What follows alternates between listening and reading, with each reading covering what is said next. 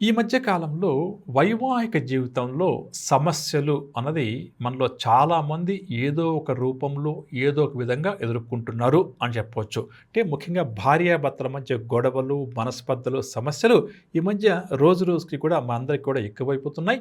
అందులో చాలామంది వివాహమైన తర్వాత ఏమాత్రం కూడా అంటే కొద్దిగా ఓర్పు లేకుండా, కొద్దిగా మారే ప్రయత్నం చేయకుండా కూడా వైవాహికతలో సమస్యలను కొని తెచ్చుకుంటున్నారు అని చెప్పవచ్చు. ఇటువంటి వారు అంటే ముఖ్యంగా ఒక్క మాటలో చెప్పాలంటే వైవాహిక జీవితంలో తరచూ ఎవరికైతే ఇబ్బందులు, సమస్యలు, గొడవలు లాంటివి ఏర్పడుతుందో అటువంటి వారు దాని నుంచి బయటకు రావడం కోసం ఏం చేయాలనే విషయానికి వస్తే ప్రతినిత్యం ఇంట్లో మందరం కూడా శివారాధన చేస్తుంటాం. శివుడు అంటే ఏంటి? అభిషేకపుడిగా చెప్తుంటాం కదండి.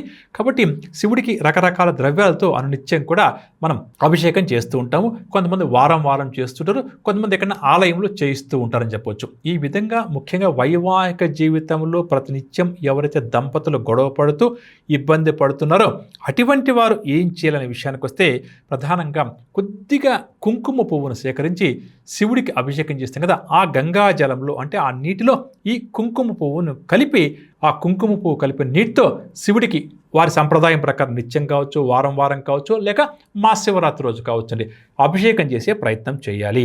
ఆ అభిషేకం చేసిన తర్వాత ఏదైతే శివుడికి అభిషేకం కుంకుమ పువ్వు నీటితో చేసామో దాన్ని కొద్దిగా భార్యాభర్తలు ఇద్దరు కూడా రోజు బొట్టుగా ధరించే ప్రయత్నం చేయాలి. ఈ విధంగా క్రమం తప్పకుండా చేస్తే తప్పకుండా కూడా భార్యాభర్తలు ఇద్దరూ కూడా ఈ సమస్య నుంచి బయటపడతారు.